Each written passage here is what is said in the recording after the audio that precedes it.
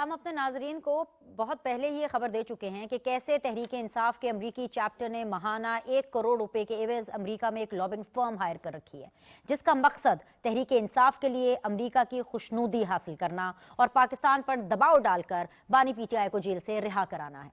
अब दूसरी खबर यह आई है कि अमेरिका ने तवील फासले तक मार करने वाले बैलिस्टिक मिसाइलों की तैयारी के हवाले से पाकिस्तान के 4 इदारों पर पाबंदी आयद कर दी है। अमरीकी महकमा खारजा के मुताबिक इन 4 पाकिस्तानी इदारों पर इल्जाम है कि उन्होंने पाकिस्तान के बैलिस्टिक मिसाइल प्रोग्राम को आगे बढ़ाने में मदद दी है। यहां यह कहना गलत नहीं होगा कि फलस्तीन के मामले पर पाकिस्तान को खामोश रहने का कहा गया था, मगर वजीर आजम के इनकार के बाद इसराइल के हुक्म पर पाकिस्तान पर यह पाबंदी आयद की गई है। जी हां, वजीर आजम शहबाज शरीफ की जानिब से अक़वाम मुत्तहिदा में फलस्तीन के मुसलमानों का मुकदमा भरपूर अंदाज में पेश करने की सजा आज पाकिस्तान को दी गई है। पाकिस्तान ने इन पाबंदियों पर सख्त रद्द अमल देते हुए अमरीकी इक़दाम को बायस्ड करार दिया है और दुनिया पर एक बार फिर वाज़ेह किया है कि पाकिस्तान की स्ट्रेटेजिक सलाहियतों का मकसद जनूबी एशिया में अमन और इस्तेहकाम को बरकरार रखना है। दफ्तर खारजा के मुताबिक इदारों पर पाबंदी आयद करने का मुतसिबाना अमरीकी फैसला इम्तियाजी तर्ज अमल है, इलाकाई और आलमी सलामती के लिए खतरा है। नाजरीन, पाकिस्तान एक बार फिर दुनिया की आंख में खटक रहा है। अमरीकी पाबंदियां पाकिस्तान की खुद मुख्तारी, 25 करोड़ अवाम के मकसद एतमाद और जनूबी एशिया के अमन पर हमला है। ये पाबंदियां खित्ते में फौजी अदम तवाजुन पैदा करने की मजमूम कोशिश है। पाकिस्तान का स्ट्रेटेजिक प्रोग्राम सिर्फ और सिर्फ दिफा और इस्तेहकाम के लिए है। दोहरे मयार पर मबनी ये पॉलिसीज आलमी अमन के लिए संगीन खतरा है। मगर ये पाबंदियां पाकिस्तान के लिए नई बिल्कुल नहीं है। पहले भी पाकिस्तान पर पाबंदियां लगाई जाती रही हैं, मगर इसके बावजूद पाकिस्तान मुस्लिम दुनिया का ना सिर्फ पहली एटमी कुव्वत बना, बल्कि खित्ते में ताकत के तवाजुन को बरकरार रखने में भरपूर कामयाब रहा। इस बार भी पाकिस्तान अपनी खुद मुख्तारी और अवाम के एतमाद पर कभी समझौता नहीं करेगा और ये पाबंदियां पाकिस्तान का कुछ नहीं बिगाड़ सकेंगी। हमारा कौमी दिफाई सफर ना पहले किसी बैरूनी दबाव से रुका है, ना अब रुकेगा। पाकिस्तान अपने कौमी मुफादात और कौमी असासों का तहफ़्फ़ुज़ करना जानता है। ऐसे इक़दामात से हमारे बुनियादी दिफाई ढांचे में कोई कमजोरी पैदा नहीं होगी। तीसरी खबर यह है कि इस्लामाबाद की एहतसाब अदालत ने पाकिस्तान तहरीक इंसाफ के बानी चेयरमैन और उनकी अहलिया बुशरा बीबी के खिलाफ 190 मिलियन पाउंड रेफरेंस का फैसला महफूज कर लिया है, जो पीर को सुनाया जाएगा। और बकौल अलीमा खान के उन्हें लग रहा है कि इस केस में मुल्ज़िमान को सजा सुना दी जाएगी। अब चौथी खबर भी सुनिए।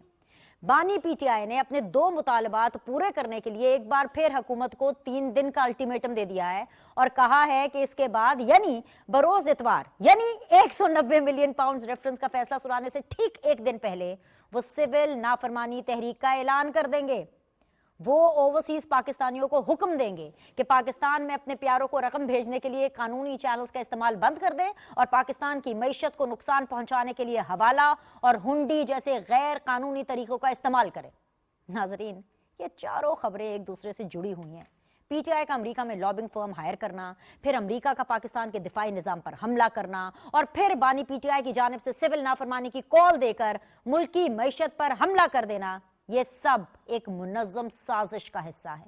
ये लाउड एंड क्लियर है कि जिन अमरीकी सेनेटर्स और एलचियों को फलस्तीन में निहत्ते मुसलमानों का कत्लेआम करने वाला इसराइल नजर नहीं आता, उन्हें अडियाला जेल का कैदी कैसे नजर आ जाता है।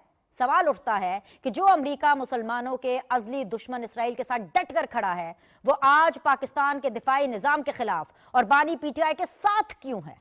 सवाल यह भी उठता है कि अगर बानी पीटीआई ओवरसीज पाकिस्तानियों को तरसीलाते ज़र भेजने से मना करते हैं तो उनके अपने शौकत खानम हॉस्पिटल में फंड्स कैसे आएंगे।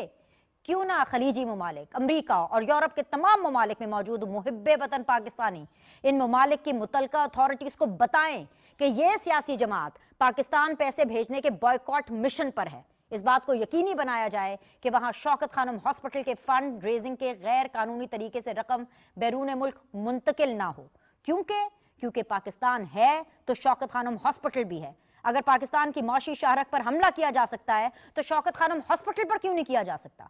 नाजरीन, ये सारी पाबंदी और ब्लैकमेलिंग एक बैरूनी एजेंडे के तहत हो रही है, जिसका मकसद सिर्फ और सिर्फ पाकिस्तान को कमजोर करना है। मगर मुखालफीन को पता होना चाहिए कि पाकिस्तान इतना भी कमजोर नहीं है इन साजिशों का मुकाबला ना कर सके। पहले भी अमरीका की पाबंदियों और दुश्मन प्रॉक्सीज का मुकाबला किया है। आइंदा भी मुल्क दुश्मनों को हर महाज पर शिकस्त दी जाएगी इंशाअल्लाह ताला।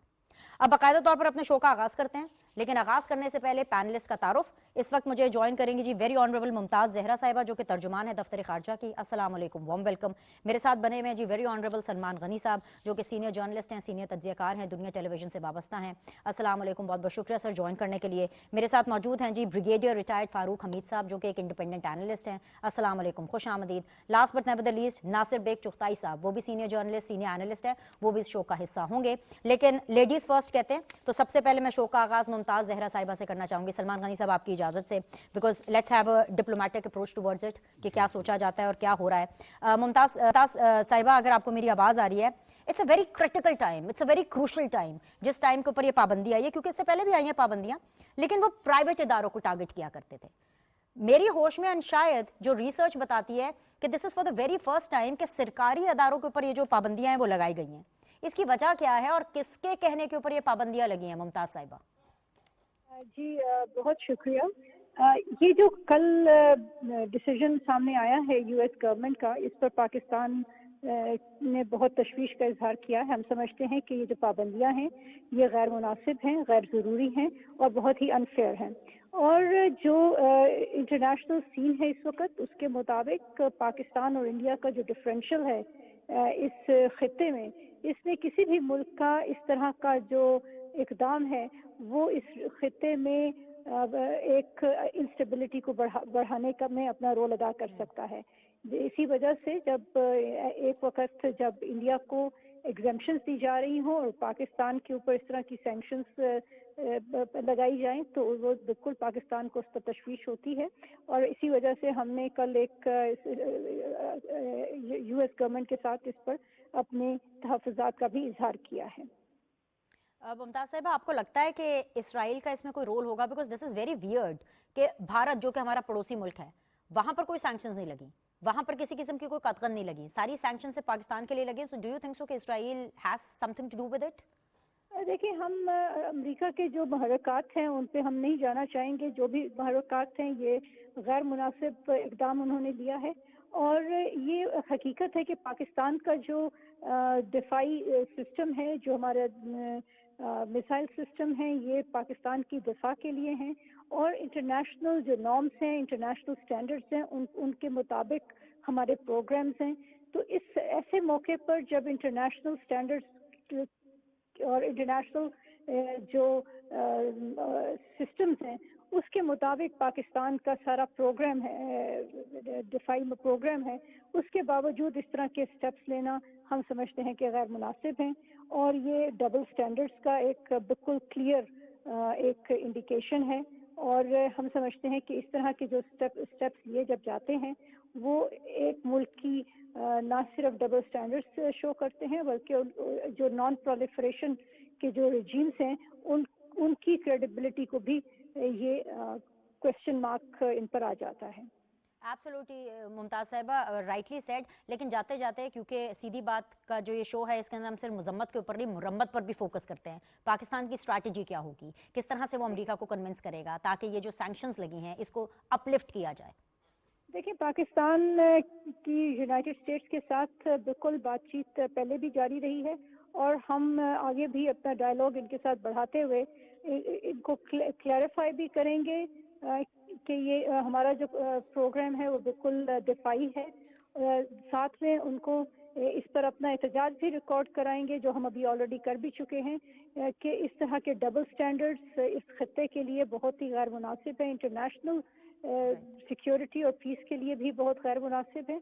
तो ये एक डायलॉग हम समझते हैं बहुत ज़रूरी है यूनाइटेड स्टेट्स के साथ, और जो डायलॉग अभी जारी है उसको हम आगे भी बढ़ाकर उनके साथ बातचीत के ज़रिए अपना मौक़िफ़ पेश करेंगे। एब्सोल्युटली, ठीक है। बड़ा क्लियर मौक़िफ़ जो है हमें तर्जुमान दफ्तर खारजा की तरफ से मिल गया। बहुत बहुत शुक्रिया मुमताज़ साहिबा ज्वाइन करने के लिए। But we also have Nasir Baig Chughtai साहब हमारे साथ। सलमान गनी साहब, आई लाइक के you should take it from here. वैसे तो लाहौर में सर्दी पड़ रही है, लेकिन ऐसे में ये इतनी तड़कती भड़कती और जो गर्मा गर्म खबर आई है सर, ये तो डिमांड करती है कि इसके ऊपर सख्त एक्शन लिया जाए, क्योंकि सर टाइमिंग, सलमान गनी साहब, timing is very very crucial. क्या टाइमिंग है? एक टाइम पर अमेरिका की तरफ से यहाँ पे पाबंदी है और दूसरी तरफ जो पाकिस्तान तहरीक इंसाफ है वो बार बार दोबारा थ्रेट कर रही है कि वो मौशी शाहराह को बंद करने जा रही है। आप टाइमिंग देखें सर, ये क्या महज इत्तेफाक है कि मैं कुछ ओवरथिंक कर रही हूँ? बिनश मैं इस पे परेशान नहीं हूँ, ये पाबंदियों का अमल अभी नहीं शुरू हुआ, इससे पहले भी वो इस तरह की पाबंदी लगाते रहे। लेकिन मैं आपको थोड़ा सा ना पीछे लेके जाता हूँ। आप जब क्रिटिकल और क्रूशल बात कर रही है ना, तो आज से 26 साल पहले जब इंडिया ने एटमी धमाके किए थे, तो मुझे बहुत अच्छी तरह याद है कि उस वक्त आज के प्राइम मिनिस्टर के बड़े भाई प्राइम मिनिस्टर थे, वो सेंट्रल एशियन कंट्रीज के विजिट पे थे। उनको जब बताया गया कि इस तरह इंडिया ने एटमी धमाके किए हैं, तो वहाँ से उन्होंने जनरल जहांगीर करामत को कहा कि भाई तैयारी करो और इसका फैसला मैं पाकिस्तान आके करूँगा। और मुझे याद पड़ता है कि मैं आपको बता नहीं सकता है कि उस लम्हा बे लम्हा उन पर कितना प्रेशर था। प्रेसिडेंट क्लिंटन ने $5 अरब दे रहे थे, और मैं कुछ और चीज़ें थी जो उस वक्त के प्राइम मिनिस्टर ने मुझे भी बताई कि उनको क्या ऑफर कर रहे थे। लेकिन 5 एटमी धमाकों के जवाब में 6 एटमी धमाके करके एक मैसेज दे दिया गया, और अमेरिका ने कहा था कि अगर आपने एटमी धमाके किए तो फिर हम आप पर पाबंदियां लगाएंगे। बेनश पाबंदियां लगी थी, अमेरिका की इमदाद बंद कर दी गई थी, पाकिस्तान सरवाइव कर गया था। ये अब अमेरिका उस पोजीशन में नहीं है जिस पोजीशन में उस वक्त था, तो लिहाजा इस पे परेशान होने की इसलिए ज़रूरत नहीं है कि जी ये जो 4 अदारों पे उन्होंने पाबंदी लगाई है, इससे पहले सितंबर में भी इस तरह की बात की गई थी, और अब पाकिस्तान इस पोजीशन में है। देखिए उनका प्रॉब्लम क्या है, प्रॉब्लम ये है कि हम तो समझते थे कि पाकिस्तान की मईशत डावाडोल है, पाकिस्तान बड़ा कमज़ोर है। उस सूरत हाल के अंदर पाकिस्तान एटमी ताकत बन गया, आप दफाई एतबार से खुद निसारी की मंजिल पे पहुंच गए। इंडिया को बड़ा वाज़ेह पैगाम दे दिया। एक हरकत उन्होंने की थी, आपको याद होगा 3-4 साल पहले जब वो बालाकोट के मुकाम पे आए थे, वो सिर्फ चेक करना चाह रहे थे कि आप किस पोजीशन में खड़े हैं। तो पाकिस्तान की एयरफोर्स ने 24 घंटे के अंदर उनके वही 2 तैयारे जिन्होंने खिलाफ वर्जी की थी, उनकी सरजमीन पे दे मारे थे। अब मसला क्या, आपका पाकिस्तान का प्रॉब्लम क्या है, और वो जो 7 समुंदर पार की आप बात कर रही हैं, अब पाकिस्तान मुआशी हवाले से आगे बढ़ने की बात कर रहा है। चीन आपके साथ खड़ा है पाकिस्तान के, मैं ये बता रहा हूँ ना कि जी, और वो जो आपने अपने जोरदार इब्तदाइये में एक बात की है कि पाकिस्तान के प्राइम मिनिस्टर ने पाकिस्तान दुनिया के सबसे बड़े प्लेटफार्म पे खड़े होके इसराइल का भयानक, मकरू और शर्मनाक चेहरा दुनिया को दिखाया, और उसके बाद वहां से बाइकआउट किया। और आज भी आप देखें कि जिस वक्त आप और मैं बात कर रहे हैं कि उन्होंने मिस्र के अंदर मेन इशू उठाया है। 8 ममालिक हैं, 8 ममालिक को कहा है कि असल में गजा के अंदर जो क़यामत सुगरा बरपा है, इसमें हमें रोल अदा करना है। तो बात है कि आपके पास क्या लीडरशिप मौजूद है, और इस लीडरशिप को मैं पर्सनली जानता हूं कि वो हर चीज पे कंप्रोमाइज कर सकते हैं, पाकिस्तान और पाकिस्तानियत पे नहीं कर सके। और उनका बड़ा भाई आज से 26 साल पहले खड़ा हो गया था, और कुछ नहीं था बेला। अमेरिका ने आपकी तमाम इमदाद बंद कर दी थी, तो पाकिस्तान ने सरवाइव किया था। और कुछ आपके दोस्त थे मशरक़ वस्ता के अंदर जिन्होंने आपको तेल मुफ्त फराहम किया था। तो मैं समझता हूँ कि इसमें इस सूरत हाल के अंदर परेशानी होने वाली बात नहीं है। बात है कि तुसी रड़क रहे हो ना किते ना किते, तो बात है कि पाकिस्तान आगे की तरफ जा रहा है, और पाकिस्तान देखें दफाई एतबार से तो आप खुद निसारी की मंजिल पे पहुंच गए, और अगर आप माशी हवाले से खुद निसारी की मंजिल पे पहुंच गए तो फिर इस खित्ते के अंदर बड़ा रोल आपका होगा। आप मुल्क छोटे हैं लेकिन बड़ा रोल, और बड़ा रोल किसको हजम नहीं हो पा रहा, वो अमेरिका है। और अमेरिका का स्ट्रेटेजिक पार्टनर इंडिया है, और पाकिस्तान का स्ट्रेटेजिक पार्टनर चाइना है। चाइना आपके साथ खड़ा है, और बात है कि खड़ा वही होता है जो जिनके दिली रिश्ते होते हैं। ये जो सलमान साहब आपने ये साजिशी नेक्सस बताया ना, मैं यही नेक्सस लेकर के एनबीसी में आपकी तरफ आना चाहूंगी। सलमान साहब ने बड़ी एलैबोरेट तरीके से पूरी सिचुएशन समझा दी है। तो अगला सवाल तो यही बनता है ना कि पाकिस्तान की स्ट्रैटेजी क्या होनी चाहिए, इस मामले को खत्म करना है, इसको लिंगर, बेशक पाकिस्तान सर्वाइव करेगा इंशाअल्लाह ताला, बल्कि आगे बढ़ेगा, लेकिन फिर भी पाकिस्तान की स्ट्रैटेजी क्या होनी चाहिए, क्या जवाब देना चाहिए पाकिस्तान को? पहली बात तो ये कि पाकिस्तान सर्वाइव करेगा, इस तो कोई शक की बात ही नहीं है, कहने की जरूरत भी नहीं है। मैं बार बार ये, हमें इससे लगता है हम डर रहे हैं, ऐसा कोई मसला नहीं है। मैं सलमान गनी साहब ने बहुत जबरदस्त हिस्ट्री बयान की, मैं आपको और पीछे ले जाता हूँ, थोड़ा सा और पीछे, जुल्फ़िकार अली भुट्टो तक। पता होगा आपको, मुल्तान में शादी की तकरीब में शादी के मेहमानों के साथ भुट्टो साहब ने बैठ के फैसला किया कि हम एटम बम बनाएंगे, और ये इतना खुफिया फैसला था कि अमेरिका को भनक तक नहीं पड़ पाई इसकी। और उसके बाद पाकिस्तान में जब पाबंदियां लगी, जब पता चला, कहूटा का मालूम हुआ, तो जो पाबंदियां लगी उनका आपको सोच सकते, आप तस्वुर नहीं कर सकते। बॉल बियरिंग होता है एक छोटा सा, जो साइकिल में रखता है, गाड़ी में रखता है, घुमाता है व्हील को, वो तक रोका गया, सेफ्टी पिने रोकी गई। आपको जो भी स्टील की चीज होती थी, मेटल की, वो उसको रोका, लोगों को पकड़ा गया, लोगों को गैर मुल्की एयरपोर्ट्स पर गिरफ्तार किया गया। वो अमेरिका ने किया, ये अमेरिकी थे ना ये, उन्होंने ही किया। और फिर कहा गया कि हम तुम्हें तारीख में इबरत की दास्तान बना देंगे, और बना दिया। लेकिन क्या हुआ उसका अंजाम? वो फांसी पर चढ़ गया बंदा, लेकिन वो काम कर गया। और उसके बाद दूसरा काम नवाज शरीफ साहब ने किया, कर दी। मैं सऊदी अरब में था, मुझे पूरा पता है कि कितना प्रेशर था। प्रिंस सुल्तान के लोग थे वहां पर, उनसे मेरी बात हो रही थी। उन्होंने कहा जी आप लोग करेंगे तो हमें बड़ी खुशी होगी, और वाकई बहुत खुशी हुई उनको। वो पाकिस्तान पहुंचे फौरन, उन्होंने पाकिस्तान पहुंच के मुलाकात की प्राइम मिनिस्टर से, और ये ऐलान किया कि हम आपको मुफ्त तेल देंगे, जैसा बताया गनी साहब ने। तो ये हिस्ट्री है हमारी, रेजिस्टेंस, मुजाहमत हमारी तारीख है। वजह यह है, नेक्सस किसी का भी हो, इंडिया इसराइल का मुझे पता है बहुत अच्छी तरह। इसराइल पाकिस्तान में तखरीबकारी भी कर चुका है, ये भी पता है। इसराइल ने श्रीनगर से और उधमपुर से जहाज़ उड़ाने की कोशिश की थी, वो नाकाम हो गई। इंडिया ने कोशिश कर डाली, वो गिरा दिए गए। तो ये नेक्सस तो खैर पाकिस्तान के खिलाफ चल नहीं पाएगा। पाकिस्तान सीरिया और शाम तो है नहीं, अल्हम्दुलिल्लाह। पाकिस्तान एक ऐसा मुल्क है जिसके वाइब्रेटिंग फोर्स है, ताकतवर कौम है, नेशन ताकतवर है, और पाकिस्तान के लिए इस्तक़लाल हमारा बहुत स्ट्रॉन्ग है। ठीक है, सियासी इख्तलाफात हो सकते हैं, सियासी झगड़े हो सकते हैं हमारे, लेकिन पाकिस्तान के लिए एक कौम के सर से उठते हैं। कभी भी आजमा लें आप, वो रात जिस रात का जिक्र कर रहे हैं आप, जब इंडियन तैयारे गिराए गए, मुझे याद है कराची में डिग रोड के ऊपर लोग निकल आए थे बाहर, क्योंकि पाकिस्तान की नफरी रवाना हो रही थी अपने ख़ास मुकामात की तरफ, छोटी छोटी चीज़ें लेकर। तो ये एक अजीब और एक कौम है, इसका उनको पता नहीं है। और अमेरिका को बहुत अच्छी तरह पता है कि रेजिस्टेंस आएगी। और देखिए, ये मिसाइल का मसला है, ये हल हो जाएगा। कोई अमेरिकी पाबंदियां मैटर नहीं करती। अमेरिकी पाबंदियों को आप मुस्तरद कर दें, आप इग्नोर कर दें, पाकिस्तान के पास अपने वसाइल, अपने ज़राए अल्हम्दुलिल्लाह इतने ज़्यादा हैं कि हम अपने तौर पर काम कर रहे थे ना, हमारा काम अपने तौर पर चल रहा है, वो चलता रहेगा। अब ये लेम डक गवर्नमेंट है, जाने वाली है, कुछ दिखाना चाहती है, कुछ करना चाहती है, हिंदुस्तान को ज़्यादा खुश करना चाहती है, कर ले भाई, हमें कोई इतराज़ नहीं है, हमारा काम चलता रहेगा।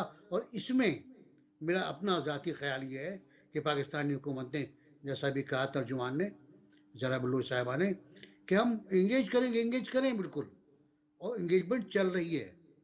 सबसे इम्पोर्टेंट इंगेजमेंट जो है इनकी, वो पाकिस्तानी मुसल्लह अफराज के साथ है। सिविल गवर्नमेंट को छोड़ें आप, उनकी आपस में चल रही है। और ये मुझे अंदाज़ा है कि हमारी फ़ौज भी इसको कोई ख़ास ज़्यादा सीरियसली समझेगी। और मेरा अंदाज़ा ये है कि ये एक ऐसी बात है कि जो जाते जाते बाइडन साहब ने एक स्कोर करने की कोशिश की है हिंदुस्तान पर। शायद कोई तिजारती मामला हों। Point taken. ये इसी बात को अब मैं चाहती हूँ कि ब्रिगेडियर साहब, ये आप इस बात को आगे बढ़ाएं। और आपसे जो एक मुख्तलिफ बात है, ऐसे बैठे बैठे मुझे ख्याल आया कि जो पाकिस्तान तहरीक इंसाफ है, उन्होंने अमेरिका के अंदर एक लॉबिंग फर्म हायर की थी। अच्छे खासे पैसे भी दे रहे हैं सर, मतलब करोड़ों की तादाद में। कहीं ये उसका नतीजा तो नहीं है? और क्या आपको लगता है कि पीटीआई पाकिस्तान पर पाबंदियां लगाने वाले अमेरिका की मजम्मत करेगी? बिस्मिल्लाह, बहुत शुक्रिया। वैसे आज तो मेरे ख्याल है पीटीआई की एक वो जो शहबाज गिल साहब हैं, ये शहजाद गिल, यही जो नाम है अमेरिका में, उन्होंने तो, और एक दो और लीडर ने कंडेम किया इसको कि ये जो उन्होंने सैंक्शन लगाई है पाकिस्तान पे। वो कौन है तो सर? किसकी बात कर रहे हैं? मुझे तो उनको पता ही नहीं है। वो क्या पीटीआई में है? पता नहीं, उनको पार्टी तो ओन ही नहीं करती। क्या नाम लिया सर आपने? मुझे नहीं लगता कि उनको पार्टी ओन करती है। शहजाद गिल मेरे ख्याल ऐसे ही नाम है, जो अमेरिका से बैठ के बहुत उनकी तर्जुमानी करते हैं। और ये तमाम मामलात में जाहिर बात है वो बहुत आगे हैं अमेरिका में बैठ के, डायस्पोरा में, खासकर पीटीआई के as a member of PTI. लेकिन देखिए, मेरी बात सुने। पहली बात यह है कि इट इज हाईली कंडेमेबल। और दूसरी बात है, आई एम नॉट सरप्राइज, क्योंकि मैं तो पिछले 3 दहाइयों से कह के थक गया हूँ। अमेरिका में मैं कहता था, मेरी वहां पे 4 साल पोस्टिंग की एम्बेसी में, कि भाई हमारे आपके साथ जो ताल्लुकात हैं उसमें ये अप्स एंड डाउन आते हैं, और it is a sanction oriented ताल्लुकात आपके साथ। America is an unreliable, untrustworthy partner या एलाय ऑफ पाकिस्तान। जब आपका मूड थोड़ा सा खराब होता है तो आप पाकिस्तान पे सेक्शन लगा देते हैं। जब हमारी आपकी कन्वर्जेंस ऑफ इंटरेस्ट नहीं होती है तो आपके पास एक ही तरीका है, या आप IMF से हमारी आर्म टेस्टिंग करते हैं या जनाब आप सेंक्शन लगा देते हैं। अब मिसाइल टेक्नोलॉजी पे या मिसाइल हमारे जो इदारे हैं, जो मेन इदारा है वो, उस पर सेंक्शन लगाने का कोई फायदा कोई नहीं है। या आज से 2 दहाई पहले लगाते तो फिर मैं कहता कि उसका इफेक्ट होगा। हम तो डेवलपमेंट फेज तो खत्म हुए 3 दहाइयां हो गई, और भाई अब तो बहुत आगे निकल गए। अब तो छोटे मोटी मॉडिफिकेशन होती हैं जिसकी हम टेस्टिंग करते हैं, रेगुलर मिसाइल टेस्टिंग भी हो रही है, सब कुछ हो रहा है, सब वो चले। डेवलपमेंट इज एन ऑनगोइंग एक फिनोमेना है, एक प्रोसेस है जो चल रहा है, तो इससे कोई फर्क नहीं पड़ेगा पाकिस्तान पे, बिकॉज अल्हम्दुलिल्लाह हम बहुत आगे निकल गए, बहुत आगे निकल गए। आज मैं आपको एक चीज बताता हूँ इस प्रोग्राम में, मैंने कभी नहीं बताई है। मैं जब वॉशिंगटन में था और वहां से वापस आ रहा था 3.5 साल के बाद, तो मुझे एक फोन आया, एक गोरा था, they tried to shut me up कि ब्रिगेडियर वो we have some blueprints of the missile guidance system, वो हम आपको देना चाहते हैं। तो मुझे पता लग गया कि ये मुझे फंसाने के चक्कर में है, और उनको पता है कि मैं वापस भी जा रहा हूँ।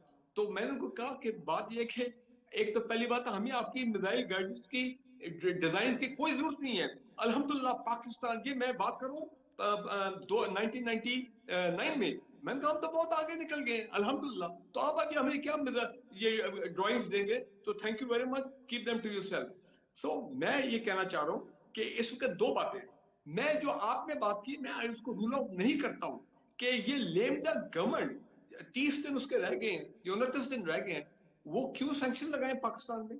मेरा ख्याल है जो पाकिस्तान की क्लोजर्स है, हमने CPEC 2 जो है उस पर ये गवर्नमेंट बहुत अच्छी गई है और पॉजिटिव डेवलपमेंट है। चाइनीज के साथ ठीक है, सिक्योरिटी के मामला हैं जो उनके दहशतगर्दी के हमलों में उनके लोग जो हैं वो मारे गए हैं, वो एक ऑनगोइंग चल रहा मामला, इंटेलिजेंस शेयरिंग और सिक्योरिटी कोऑर्डिनेशन, वो ठीक है। लेकिन ओवरऑल चाइनीज बिल्कुल हमारे साथ इतने इन हैं और इतनी डीप अंडरस्टैंडिंग है स्ट्रेटेजिक लेवल पे हर फील्ड के अंदर, कि जाहिर बात है अमेरिका तो वो नहीं है, वो अलग बात है। मैं अब आपके प्रोग्राम में कह रहा हूँ, आप जनाब ये US एम्बेसडर ग्लोव साहब जो हैं, हर दूसरे दिन पाकिस्तान की टॉप सिविल लीडरशिप, चाहे डिप्टी प्राइम मिनिस्टर हो, चाहे कभी मेरे साथ प्राइम मिनिस्टर हो, को वजीर हो, या चीफ मिनिस्टर पंजाब हो, या चीफ मिनिस्टर सिंध हो, भाई वो ये ग्लोव साहब जो है ये क्या कर रहे हैं। ग्लोव साहब एक तरफ से हमें ये दिखा रहे हैं, राइट हैंड दिखा रहे हैं, और लेफ्ट हैंड से इनकी गवर्नमेंट जो है वो हम पे ये सैंक्शन लगाती है। मैं समझता हूँ आप कह रहे हैं कि उनके डबल स्टैंडर्ड्स है, लेकिन मैं सीधी बात करूं, सीधी बात के अंदर सीधी बात ही करनी है तीनों पैनलिस्ट के साथ, वो ये है कि एक तो मैंने ब्रेक पर जाना है, लेकिन मैं बताऊं ये सीधी अमेरिका की ब्लैकमेलिंग है। और ये क्यों है ब्लैकमेलिंग, और क्या ये ब्लैकमेलिंग चलेगी, इसका जवाब हम इस ब्रेक के बाद लेने करेंगे। विल बी बैक, पैनलिस्ट हमारे साथ रहेंगे, देखते रहिए सीधी बात वीनर सलीम के साथ।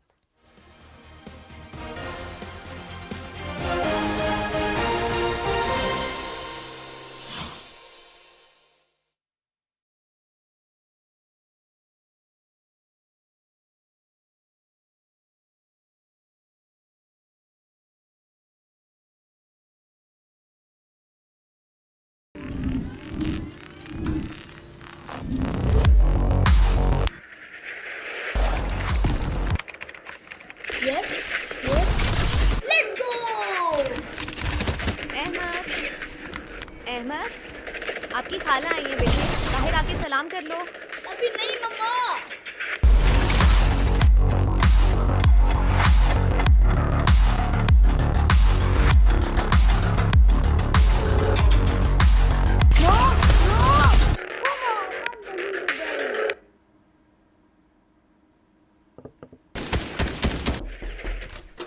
अहमद बेटा, क्या हम कुछ बात कर सकते हैं?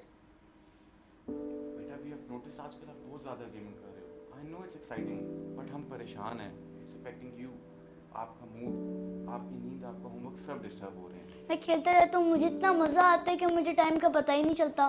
ओके, तो हम कुछ और फन प्लान कर लेते हैं। Like what? How about ice cream and movie night? Yes, okay. अपने बच्चों को इंटरनेट से मुतल्लिका बातचीत के अमल में शामिल करें और उनके लिए ऑनलाइन पेरेंटल कंट्रोल्स सेट करें ताकि उससे मुमकिना नुकसानदेह स्क्रीन टाइम कम हो और आप अपने बच्चों की ज़हनी सेहत का तहफ़्फ़ुज़ भी यकीनी बना सकें।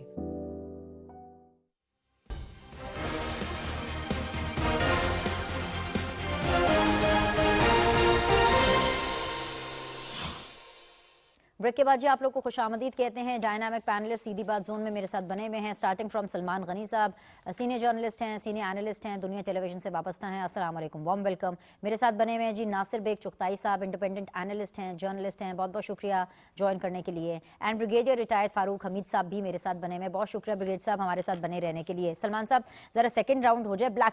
ब्लैकमेलिंग सीधी बात है, ये ब्लैकमेलिंग है अमेरिका की, लेकिन सर दुख पता कब होता है? दुख तब होता है जब आपके अंदर का बंदा उनको सपोर्ट करे या उनके साथ मिल जाए।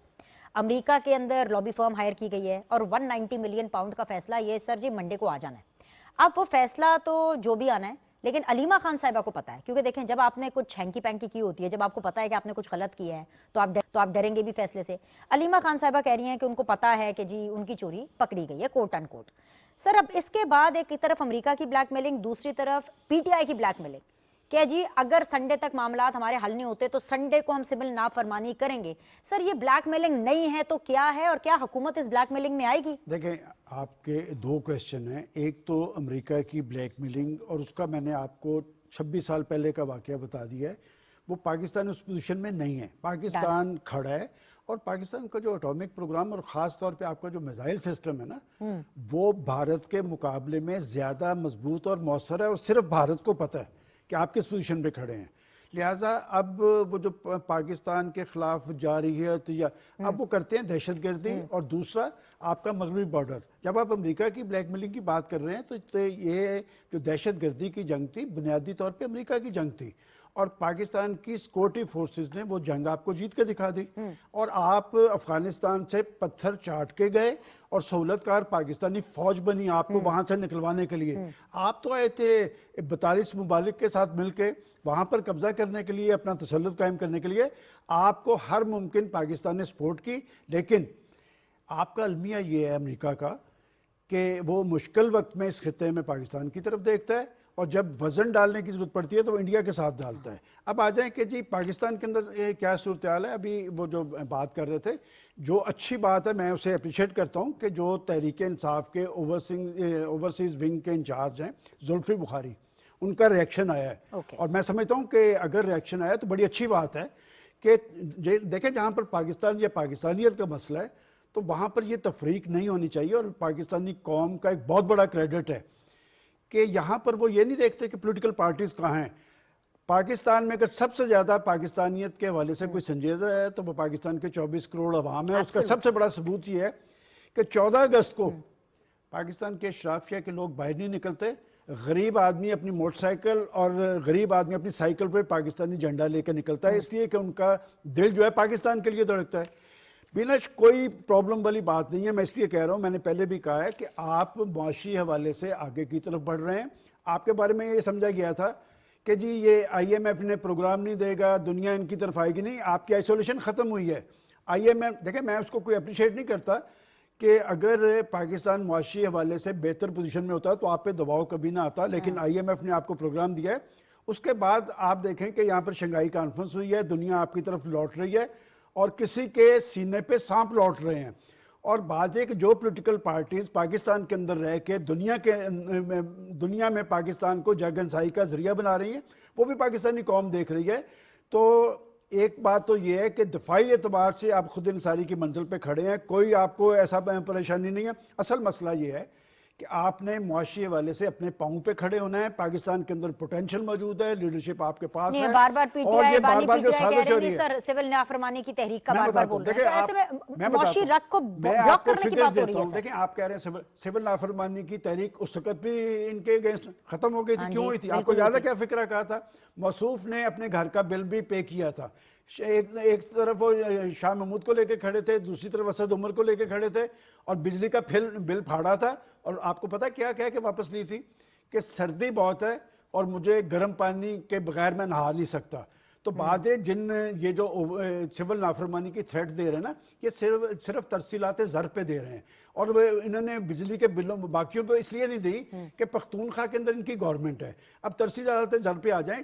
ये एक तअस्सुर दिया जा रहा है कि जी दुनिया के अंदर बरतानिया में, अमेरिका में पाकिस्तानियों की जो बड़ी तादाद है 75% वो मशरिक़ वस्ता के ममालिक में है, सऊदी अरब में है, कतर में है, कुवैत में है, अमान में है।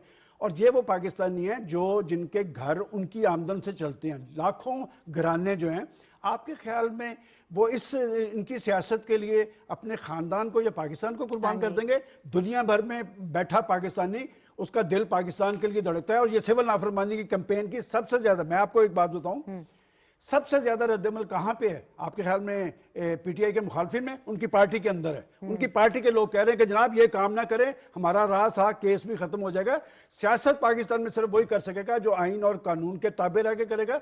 और अगर कोई ये समझता है कि मैं इनसे मावरा होके और दुनिया उसके, वो कहते हैं कि जिदी घर इज्जत ना होगी बाहर भी इज्जत नहीं होती, तो लिहाजा ऐसी कोई परेशानी वाली बात यही रुक जाए, जिसकी घर इज्जत नहीं है उसकी बाहर भी इज्जत नहीं है। नासिर भाई चुगताई साहब, वो अलग बात है, लेकिन तलवार तो एक लटक रही है ना। डेडलाइन कितनी है जी? 3 दिनों की, सैटरडे तक। अगर जी वो पीटीआई को, बानी पीटीआई को अगर अपने हथमी और अपनी मर्जी के रिजल्ट्स नहीं मिले तो संडे को तो फिर ये जो तलवार है उसने लटकना ही लटकना है। सर, इससे एक डिस्कंफर्ट होता है, इससे प्रॉब्लम तो होती है, माने या ना माने। बेशक हुकूमत कोशिश कर रही है एंगेज करने की, लेकिन ये कब तक ऐसे चलेगा? कब तक ये ब्लैकमेल करते रहेंगे? और क्या हुकूमत अब ब्लैकमेलिंग में आएगी इनकी? मेरा ख्याल है ना हुकूमत इनकी ब्लैकमेलिंग में आएगी ना अमेरिका की ब्लैकमेलिंग में आएगी, और नहीं आई है। देखें, राणा सुंदरा साहब ने कल बहुत खूबसूरत जुमला कहा, छोटा सा जुमला है कि चलें सिविल नाफरमानी का शौक भी पूरा कर लें। और यही शौक वो है कि जो एक ऐसा आदमी जिसको काम ना हो, बैठे बैठे सोचता रहता है क्या करना है क्या करना है, चले ये भी कर लेते हैं, क्रिकेट खेल लेते हैं, ये कर लेते हैं। तो ये ऐसा शौक है। सिविल नाफरमानी विद इन पाकिस्तान में नाकाम हो चुकी है, पहले भी नाकाम हुई थी। पहले भी लोगों ने, देखिए, जिसको अपने घर की बिजली चाहिए, मजबूरी भी तो होती है ना, पानी चाहिए, गैस चाहिए, सड़क पर चलना चाहिए, जिसको अपनी गाड़ियों को रोड पे लाना है, रोड टैक्स देना है, वो तो टैक्स देगा ना भाई, वो अपना धन धक्का थोड़ी कर लेगा। तो लोगों ने टैक्स दिया है, लोगों ने बिजली के बिल भरे, वक्त पे भरे, टेलीफोन के बिल भरे। और इसी तरह मिडिल ईस्ट में हुआ, अमेरिका में हुआ। मैं कई बार गया इस दौरान, तो मैंने उन लोगों को कहा कि यार हम पागल थोड़ी हैं कि हम अपने घर वालों को फाकों पर मुब्तला कर दें। मेरा घर बन रहा है, मेरी किस्त जानी है, मुझे पैसे देने होते हैं कंट्रैक्टर को, तो मैं कैसे भेजूंगा?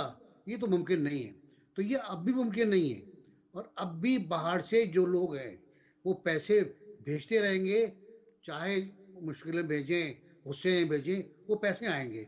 वो तो मसला बिल्कुल कतई नहीं है।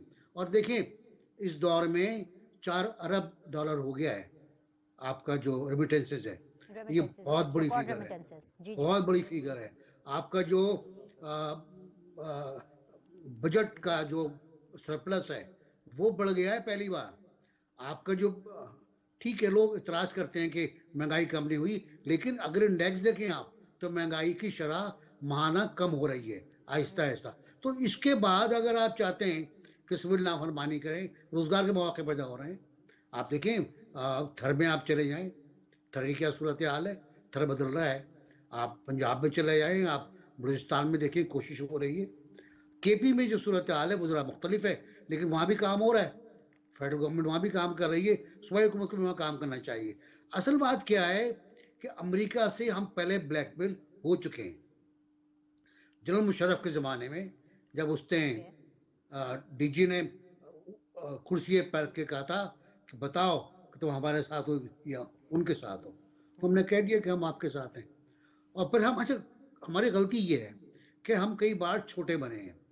हमने अफगानिस्तान की जंग में हिस्सा लिया, जिसको जिहाद भी कहते हैं लोग, सही कहते होंगे, मुमकिन है जिहाद हो वो, और उसमें हम इस्तेमाल हुए। हम बार बार इस्तेमाल किए गए और बार बार हमको, कहते हैं, नायलॉन के मोजे समझ के फेंक दिया गया। अब वक्त है कि आप, कई बार रजिस्ट भी किया गया, भुट्टो ने रजिस्ट किया, नवाज शरीफ ने रजिस्ट किया, अब भी हम रजिस्ट करेंगे। अब मसला नहीं है, मसला रेजिस्टेंस का है भी नहीं। एक छोटा सा एसआरओ कहते हैं ना, वो जारी हुआ है कि जी हम फला फला फला को सैंक्शंस लगा रहे हैं, लगा दें आप यार, कोई इशू नहीं है। ये ब्लैकमेलिंग का कोई पता नहीं कौन सा दर्जा है, मैसेज में नहीं आ रहा। क्या चाहते हैं इससे, वो क्या मिले? उन्हें पता है कुछ नहीं मिलना। उनको पता है कि पाकिस्तान की दिफाई जो ढाल है, डिफेंस शील्ड जो है, वो कितनी स्ट्रांग है, कितनी आगे चली गई है, कितनी दूर तक मार कर सकती है, कितना वजन है उसके अंदर, कौन कौन से शहर टारगेट पर है। इसलिए तो फोन करते थे ना कि अटैक नहीं करना भाई, अटैक नहीं करना। एक मिनट रुक जाओ। NBC, I got the gist. आप भी यही कह रहे हैं, सलमान गनी साहब भी यही कह रहे हैं, एंड ऑफ कोर्स सबको पता है कि मतलब जो भी अमेरिका की ब्लैकमेलिंग है उसमें तो खैर हम आने नहीं वाले हैं। अमेरिका से किसी ना किसी तरह निबरत आजमा हो भी जाएंगे, जाहिर सी बात है। इस हवाले से पाकिस्तान अपना जो राइट फॉरम और राइट वे के ऊपर अपना जो पॉइंट ऑफ व्यू है वो लेकर के भी आएगा। लेकिन सर PTI का क्या करना है? मुझसे पूछें? जी जी सर। पीटीआई अपना जो सिस्टम है वो चला रही है, कोशिश कर रही है कि उसके कारकुन दूर ना हो, रोजाना कॉल देने की कोशिश कर रही है, लेकिन विदिन पार्टी खासा इख्तलाफ है। अलीमा खान कुछ कह रही हैं, बुशरा बीबी कुछ कह रही हैं। आज सलमान गुलकार जो है सिंगर, जो उनका आइकॉन था, उसको निकाल दिया गया पार्टी से। पार्टी में बड़ा इख्तलाफ है और पार्टी तकरीबन टूट फूट के करीब है। तो पहले उसको संभाल लेंगे। अब जो कैंपेन है ना इनकी, कोई बड़ी कैंपेन लॉन्च नहीं कर पाएंगे ये। कोई बड़ा अगर कोई धरना आप अलाउ कर दें तो वो भी नहीं हो पाएगा, वो भी नहीं हो पाता जो पिछले 24 नवंबर को था। यानी आपकी बात से तो NBC मुझे लग रहा है कि Sunday is going to be like a happy weekend. Brigadier साहब ये क्या कह रहे हैं NBC, और ये सलमान गनी साहब भी क्या कह रहे हैं? आप एग्री कर रहे हैं या आपको लग रहा है कि संडे को कुछ एक्शन होने वाला है? क्या मुज़ाकरात कामयाब हो जाएंगे या फिर हम देखेंगे कि जी PTI के सो कॉल्ड जितने भी लोग हैं वो सड़कों पर आएंगे और पता नहीं को सिविल नाफरमानी करेंगे और पता नहीं क्या करेंगे? What is happening on Sunday sir? मुझे तो I am very clear, if you keep the past in mind in view, देखिए सिविल डिसोबीडियंस पाकिस्तानी अवाम का मिजाज नहीं है। रैलीज, प्रोटेस्ट और ये चीजें तो हम कितनी दहाइयों से देख रहे हैं। वो सियासी हमारे पॉलिटिकल सिस्टम में, हमारे पॉलिटिकल निजाम में और ये जो हमारा कल्चर है उसमें ये चीजें तो होती हैं। लेकिन सिविल डिसोबीडियंस पहली मरतबा हुई थी 2014 में। ये जब धरना हुआ था तो वहां पे सिविल डिसोबीडियंस आंदोलन, लेकिन वो चली नहीं थी। वही बात है ना कि लोग इस लेवल पे जाने को तैयार नहीं, अदर देन प्रोटेस्ट और नॉर्मल ये जो तमाम चीजें होती हैं। तो लिहाजा मैं समझता हूँ it is more of a political, चले मैं कह देता हूँ more of a political stunt, या आप ये कह सकते हैं psychological strategy to unnerve the government, कि गवर्नमेंट को जरा प्रेशर में डालो, अनर्व करो, ठीक है ना जी। और वो तो गवर्नमेंट जो है वो उनकी जो दो डिमांड्स हैं इस वक्त मेन के जी 26 नवंबर और 9 मई की आप कमीशन बनाएं और जितने लोग जेलों में हैं उनको रिहा कर दें। वो तो मेरा नहीं ख्याल है कि गवर्नमेंट इस मूड में है, ना होने लगा, केसेस चल रहे हैं। यस, जो होना चाहिए हमें, we should put our house in order in the sense कि, और ये पॉलिटिशियन की जिम्मेदारी है, ये प्राइम मिनिस्टर ऑफ पाकिस्तान की जिम्मेदारी है, ये गवर्नमेंट की जिम्मेदारी है कि जिम्मेदारी उनकी बनती है कि उनको चाहिए कि वो अपोजिशन को एंगेज करें इन डायलॉग। अब देखिए हमारे जो मोहतरम स्पीकर साहब हैं, उन्होंने कितनी जबरदस्त बात की। उन्होंने कहा जी अगर जरूरत पड़े मेरा घर हाजिर है, स्पीकर का दफ्तर हाजिर है, पार्लियामेंट हाजिर है, मैं जिम्मेदारी लेता हूँ इनकी आपस में मामला को मीडिएट करने के लिए, मामला ठीक करने के लिए। इसी तरह आप देखें एमक्यूएम ने कहा बकायदा, मैंने उनकी प्रेस कॉन्फ्रेंस सुनी है 2 दिन पहले कि जनाब हम मीडिएट करने को तैयार है बिटवीन बानी PTI and the assembly between government and the opposition, ठीक है ना जी। सो मैं ये समझता हूँ कि जब तक ये काम नहीं होगा तो फिर ये भी तो आप देखें ना ब्रिगेडियर साहब, आप अभी खुद ही कह रहे हैं, अयाज सादिक साहब ने इतना अच्छा जेस्चर शो किया, गवर्नमेंट ने दिल बड़ा किया, चलें ठीक है जी हम बैठ जाते हैं। हालांकि गवर्नमेंट इस टाइम पे फ्रंट फुट पर है, जरूरत भी नहीं थी, लेकिन अच्छी बात है गवर्नमेंट को करना चाहिए। लेकिन ऐसे में दूसरी तरफ से 3 दिन का अल्टीमेटम आ गया है, तो सर क्या ये सूट करता है? दूसरी तरफ का भी तो आप तर्ज देखें ना, क्या PTI का तर्ज ठीक है? कैसे कर दो गन पॉइंट के ऊपर सर कौन से मुज़ाकरात होते हैं? पहले भी ये इन्होंने जो 16 दिसंबर गालिबन रखा था ये सिविल डिसोबीडियंस के लिए, लेकिन वो उन्होंने फिर 4-5 दिन पहले मौखिर कर दिया। तो मैं बड़ा मुतमईन हुआ कि अच्छी बात है कि ये मामला आगे चला गया, तो चलो अब ये मिल बैठेंगे, कोई डायलॉग होगा और पॉलिटिकल नेगोशिएशन की टेबल के ऊपर कुछ ना कुछ तो निकलेगा ना, ठीक है ना, कोई दिल बी अ वे आउट। और दूसरा में लेकिन वो फिर वो मामला लगता है ये आई डोंट नो, वो कहते हैं हमारी 5 मेंबर। ऐसा तो नहीं है ब्रिगेडियर साहब कि मंडे को जो फैसला आना है 190 मिलियन पाउंड वाला, जिसका कुछ पता नहीं, मुझे तो नहीं पता कि फैसले में क्या है, लेकिन अलीमा खान ही कह रही हैं कि उनको फैसला लग रहा है कि उनके अगेंस्ट आने वाला है, क्योंकि आपने जो काम किया होता है आपको खुद ही पता होता है ना कि यू आर गिल्टी और नॉट गिल्टी। कहीं उसकी वजह से तो उसके प्रेशर में PTI ने तो ये डेडलाइन नहीं दे दी। हो सकता है, क्यों नहीं। देखिए पॉलिटिकल एक्सपीरियंसेस होती हैं, पॉलिटिकल स्ट्रैटेजी हर पार्टी की होती है, ये मैं और आप तो उसको नहीं उनको डिक्टेट कर सकते हैं, रोक सकते हैं। और एक चीज मैं इस जो भी पाकिस्तान में पिछले 2-2.5 साल में जो मैंने ऑनरेबल कोर्ट्स को देखा है करते हुए, ये जो काम हो गया ना कि रात को 10-10 बजे तक कोर्ट्स चल रहे हैं, और यू नो ये भी गलत है भाई। दिन ये मामला दिनों में होने चाहिए। ये रात के जो मामला रात को, एक शुक्र है वो वक्त खत्म हो गया जब हाई कोर्ट और सुप्रीम कोर्ट रात 12 बजे खुलते थे और रात 12 बजे पार्लियामेंट रेजोल्यूशन आती थी पंजाब असेंबली में पीछे। थैंक गॉड वो we are out of that those days at least. तो मतलब थोड़ा बहुत अब हमें नॉर्मलसी की तरफ जाना चाहिए और हर हालत में मैं आपको बता रहा हूँ जब तक ये मामला सेटल नहीं होंगे पॉलिटिकल डायलॉग के जरिए ये बाहर के लोग जो है ना ये बदमाशी जारी रखेंगे। ये दहशतगर्दी वाले जो है ये हमारे पीछे पड़े रहेंगे कि जनाब इस मुल्क के अंदर ये आपस में गुत्थम गुत्ता है तो हम पे इनको पड़ जाते हैं। अमेरिकन देखने की क्या हालत है, अमेरिकन देखने के जनाब वहां पे पीटीआई डायस्पोरा क्या कर रहा है और क्या वो 20 दिसंबर को जनवरी को करने जा रहा है। सबको एक होना पड़ेगा। बड़ी अच्छी बात की है ब्रिगेड साहब आपने।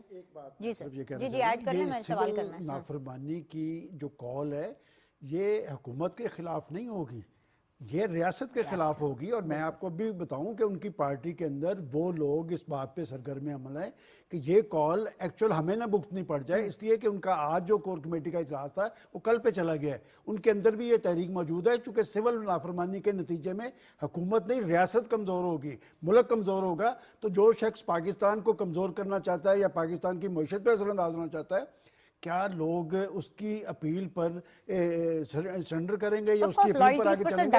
मेरा नहीं ख्याल। देखें बात है कि वो कह रहे हैं उनका ख्याल है कि गवर्नमेंट इस मामले में सरेंडर कर जाएगी, गवर्नमेंट और रियासत इस मामले में इकट्ठे हैं। अच्छा एक और चीज भी है सलमान साहब, सॉरी मैं आपकी बात काट रही हूँ लेकिन इसको ऐड कर लें। मंडे को 190 मिलियन पाउंड का फैसला आना है, फॉर एग्जांपल सजा हो जाती है, उसमें सजा सुना दी जाती है, लेकिन ऐसे टाइम पे ये जो 3 दिन है उससे पहले उसमें मुज़ाकरात हाई लेवल अच्छे लेवल पे हो जाते हैं सर, तो फिर तो मुज़ाकरात खत्म हो जाएंगे ना। उठा के देख ले, मैं मुसलसल कह रहा था कि ये नहीं देंगे कॉल, इसलिए कि देखें वो एक कैफियत से दो चार, एक शख्स जेल में बैठा है ना, वो एक नफ्सियाती कैफियत से दो चार है, उसे अब तो अपनी पार्टी पे एतमाद नहीं। क्या उसने ये नहीं कहा कि जी आप तो गवर्नमेंट के साथ गुडी गुडी हैं, मतलब कि आप गवर्नमेंट से मिले हुए हैं। ये सिविल नाफरमानी की बात बहुत बड़ी होगी। माजी के अंदर पाकिस्तान की सियासी तारीख उठा कर देखें ना, ये चलती रही तहरीकें, कभी कामयाब नहीं हुई। और ये अगर ये कॉल देगा, मेरी बात आप लिख के रख लें, नोट कर लें कि इनका सियासी केस ज्यादा नुकसानदेह इनके लिए होगा, गवर्नमेंट के लिए नहीं होगा। और वो जो आप कह रहे हैं ना पीर वाले दिन फैसला आना है, और ये क्या आपके ख्याल में इतवार को कॉल देंगे? नहीं देंगे। चलिए ये आ गया, रिकॉर्ड पर आ गया। नासिर बेग चुगताई साहब, मुज़ाकरात एक अच्छे लेवल पर चल रहे हैं हाइपोथेटिकली स्पीकिंग, और आप देखिएगा होगा भी ये क्योंकि राना सनाउल्लाह साहब कह गए हैं, अयाज सादिक साहब फैसिलिटेट कर रहे हैं, पीछे भी चल रहे हैं। अच्छा आगे और पीछे, ये भी आपने अच्छी बात की है। तो एनबीसी अब इस बीच में मंडे को फैसला आ गया, फैसला आता है जी बानी पीटीआई के अगेंस्ट, यानी कि उनको सजा सुना दी जाती है, तो सर फिर तो मुज़ाकरात वहीं खत्म हो जाएंगे। वो तो कहेंगे देखो देखो जी मुझे सजा हो गई, अब कोई मुज़ाकरात नहीं होने, क्या होगा? जी सर, मुज़ाकरात तो इतवार को जो कॉल अगर आती है तो खत्म हो जाएंगे उस वक्त, उस कॉल के साथ ही मुज़ाकरात खत्म भी हो जाएंगे, क्योंकि ये तय कर दिया गया है, बता दिया गया है कि गन पॉइंट पे कोई बात नहीं होगी भाई साहब, गन पॉइंट पे कोई मुज़ाकरात नहीं होंगे।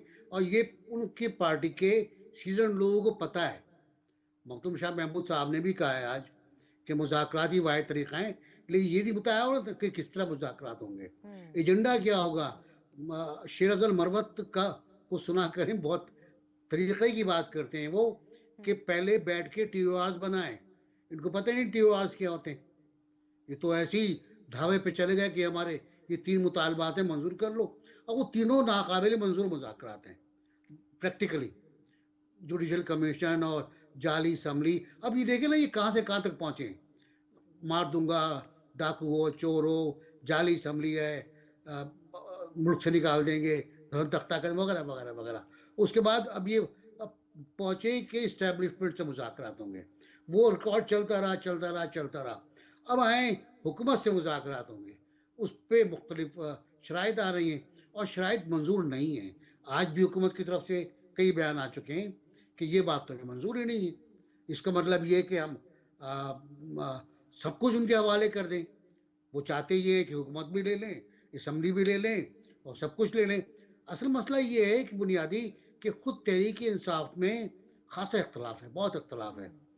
मुख्तलिफ बयान आते हैं, मुख्तलिफ कोर कमेटियों के इजलास का भी अंदर की खबरें सुने आप, सियासी कमेटी की अंदर की खबरें सुने क्या लड़ाई झगड़ा होता है, अंदाजा लगाइए आप। बात तो बानी पीटीआई की चल रही है ना अभी। वो जो भी साहब हैं जिनको अभी निकाल दिया पार्टी से, जो कोई भी हैं सर, उनको इसीलिए निकाला ना क्योंकि बुशरा बीबी के खिलाफ बात कर रहे थे और बानी पीटीआई ने बोला तो उनको निकाल दिया। तो बात तो उन्हीं की चलेगी जो कि जेल में है, अडयाला जेल में है सर। देखिए बिनीश, बात चलने को तो आपकी भी चलेगी, मेरी भी चलेगी, अमल कौन करेगा उसको?